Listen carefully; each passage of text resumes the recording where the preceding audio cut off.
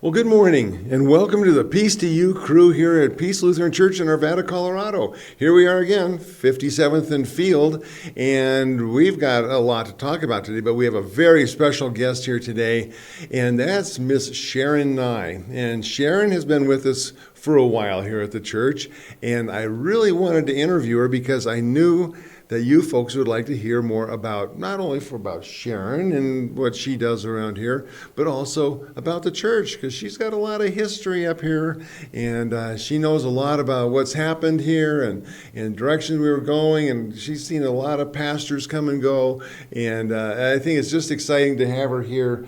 And Sharon, welcome. Thank you for inviting me. Well, of course. So I started coming to this church when it opened in 1956. It was down in Old Town, Arvada, and then they built a church up here, and we came up here. So very good. And how many people were here at that time, you think? Oh, probably 300.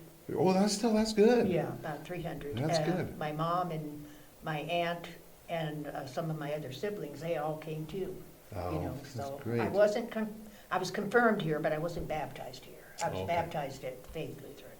So. Oh, and where was Faith at? Oh, down in Denver off of Federal. Oh, okay. Sure. Yeah, well, we've gone through a lot of changes, and one of the things, I don't know if a lot of people know that we got 3 different churches here, and you started on the first one, and then the second one was built in the 60s. Yes. And then our latest one was about 2006, I believe. Yes. And so now you got to see all those changes.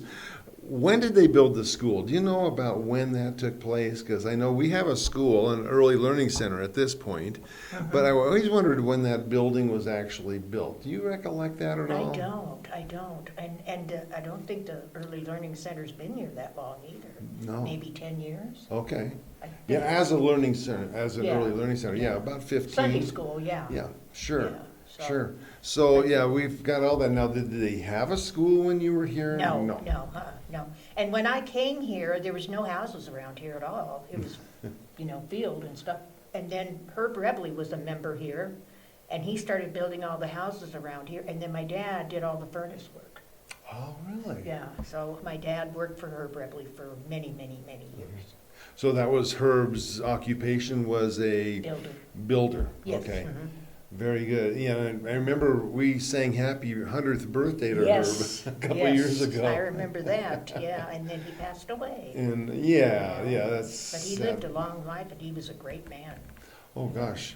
Just to give us all this land. And you're a great man, too. But. Why, thank you. That's very nice. So I'll keep the questions very kind. Okay, good.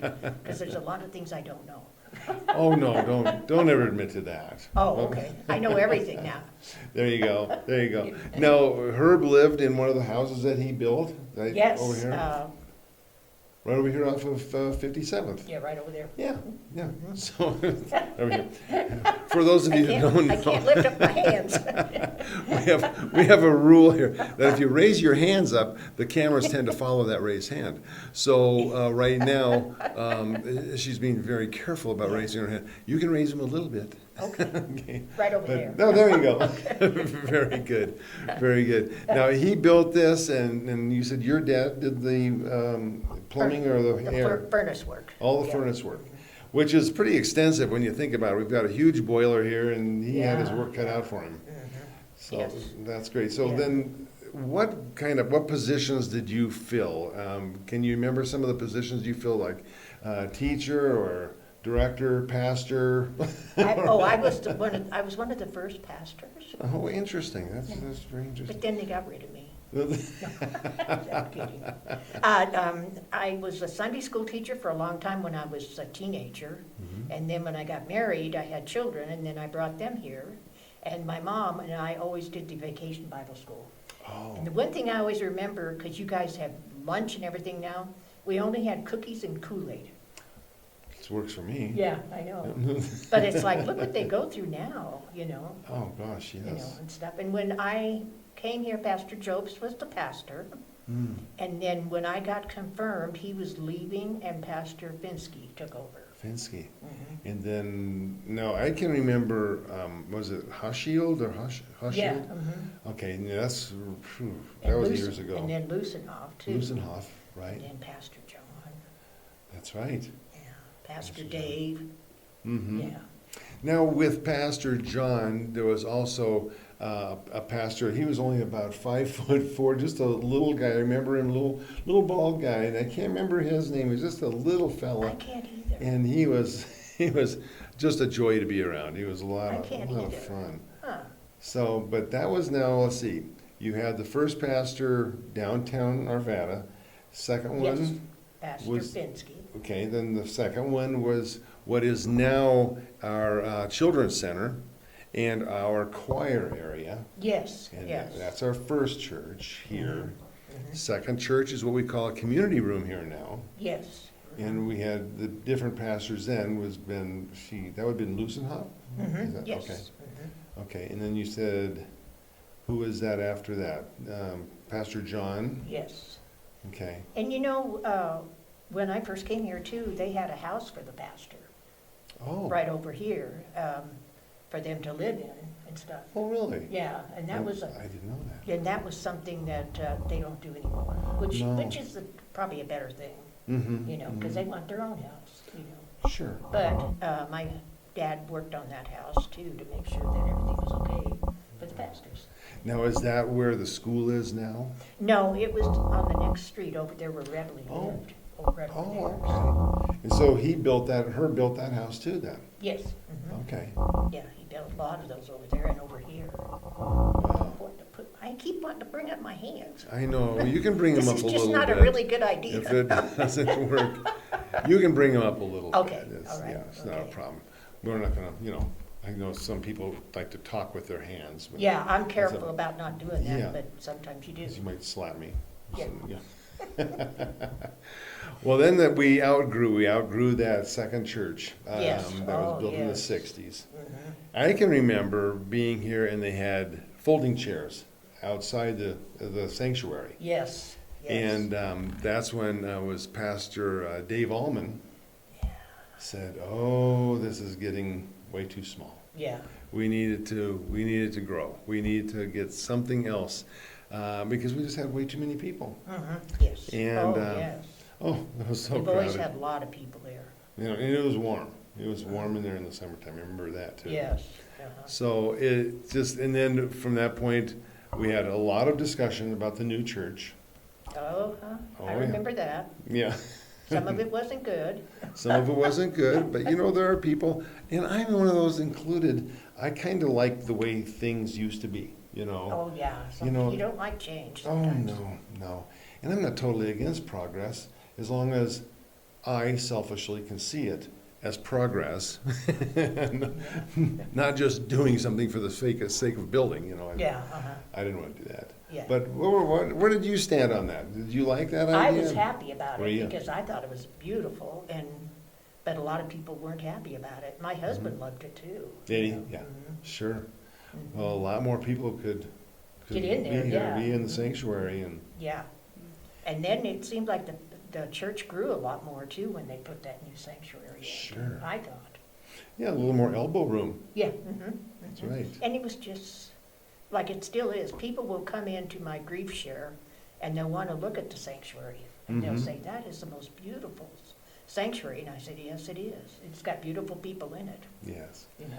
Well, that's one of the other things I wanted to bring up. Sharon runs what we call Grief Share, and this is on Saturday mornings, Yes, and it's for people that lost a loved one. yes, uh-huh. And there's like most of us, when we lose a loved one, we're struggling Yes. with that. Mhm. But you look at it from a biblical standpoint, Yes.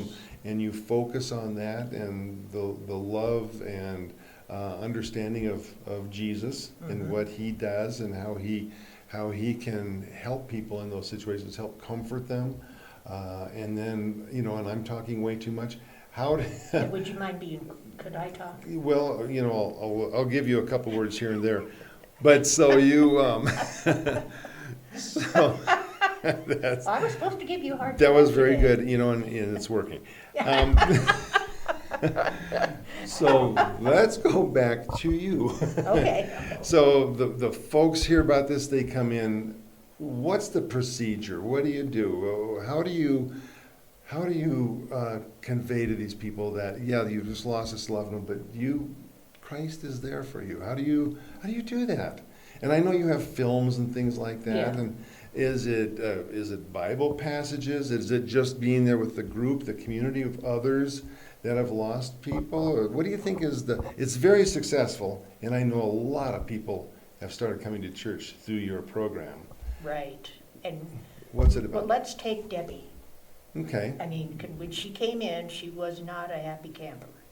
Okay. And then little by little, I would talk to her and I would tell her, this is where you need to be, because all these people in this room have lost someone. Mhm. Whether they're suicide or just old, or then children die like mine did. And Mhm. she's really come around, Oh, yeah. and people, they just feel good. They'll tell me, I just love coming here every Saturday, and Yeah, that's great. we always have a full house. Mhm. And it's just a wonderful ministry, in Yeah. my opinion. Well, I've heard nothing but good. And Debbie's a very old friend of mine. Yes, And she has nothing but good things to say. I know. Very reluctant at first, Mm-hmm. but she said she found solace there, and she said that you were just outstanding in conveying that love, understanding, and hope that Jesus provides for us Mm-hmm. and for them, to where they can be Well, comforted. I think she sees, because I told her, I said, I've lost a lot of loved ones, and some Mhm. of them shouldn't have happened, and I said, so I know what you're going through, and I said, and Mm. it's hard, and I said, and you just got to be around other people, and they'll help you, and they Yeah, do. Sure. They Sure. help each other. And I noticed Sunday, she came into church and handed Mickey her phone number and said, if you need anything, Mickey, let me know. Oh, And see, nice. that's what we want, family. Yeah, you know, passing it on. And everybody helping each other. Oh, that's great. I know. So through all these years since 56, what did keep you here? I mean, you obviously love the Lord, and Mhm. you obviously are a very strong disciple. And, but what do you think it was that made you want to keep coming back? And I'm sure there was hard times and things like that, Yes. but here you are. First, my mom made me come. Okay, that's number one. I was there, I was in that same boat. So, yeah, Mom. But then, as the years went along and I started getting more involved in the church, this is where I want to be. This is, if it hadn't been for this church, I don't know if I'd have made it through my husband's death. Mhm. And the pastors are awesome here, Oh, yeah, I agree. I and stuff. agree. And I tell people that all the time, and when they come, they'll say, you're right, the pastors are awesome. Mm-hmm. So, but So- you're awesome too. Oh, thank you. I lie a lot. Well, yes, thank you for that. I got a warm fuzzy on that one. Yeah. Well, you know what? I would love to have you back here someday, soon, Okay. because I know there's more for us to learn. And when it comes to the history of the church, there's a lot I would like to learn. I learned that we have 2 giant pine trees on the north side of the church, and I found out that there's a parishioner here that's in his 90s now, and his wife, it's actually his first wife passed, and so he's got his second wife, but they planted those trees when they were just little tiny 2-footers. Oh, really? And here they are, there must be 80 feet tall now. Wow. And they're beautiful trees, Uh-huh. but there's things like that I've learned, and I've learned a lot from you. I didn't know that there was a rectory on the property. Yeah. And that was interesting to find out. Yeah, I mean, it was unusual that they had that, and then I don't know when they stopped having, maybe when Pastor John came and they started letting them pick their own houses. Big own or houses, something yeah, and stuff. interesting. But they always had a house over there for them to stay in. Oh, well, I tell you, it's just a pleasure having you here Well, at this thank you. church, and I need to talk more. you know, you're doing a fine job. And if you don't have a church home and you would like to join us here at Peace Lutheran Church at 57th and Field, we'd love to have you.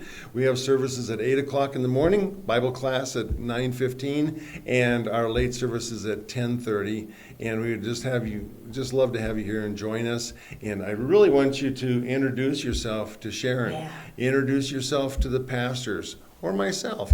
And just come and think of this as a big family, which I've always told people, this is a family. It is a family. Yeah, and this is the matriarch of our family.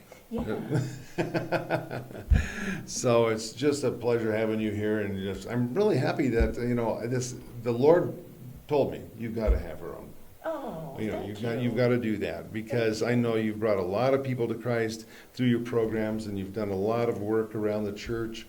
And you were just reading here, you were doing all this work, and then on Sunday I see you up there reading scripture. Oh, I love that job. So, yeah. I love that job. Isn't that fun? And what's nice about that job is people will actually come up and tell me, you read really good. Very good. Yeah. So. They tell me you read really good for an old guy. Oh. That hurts. But, You do read good. as long as I have my glasses. Yeah, then, me too. Yeah, otherwise I stumble. Yeah. Oh, and I practice. Do you at home Yeah, in when front of I'm the at mirror? home, I practice because it's like, I don't want to make a mistake. Oh gosh, no, you Because wouldn't want to Pastor do Guy that. would probably throw a fit. I can't see that happening. I But can't either. well, Sharon, again, thank you so much for being here. This has been great. And again, we're going to have you back, because Okay. I know there's a lot of folks that want to learn more about things like grief share and divorce care Yes. and things like that. And Okay. and Sharon is the lead duck in all those things. So please make yourself known to her when you come. And you just have a blessed rest of your week. I will. Look forward to you on Sunday. Okay, thank you. All right. Thank you.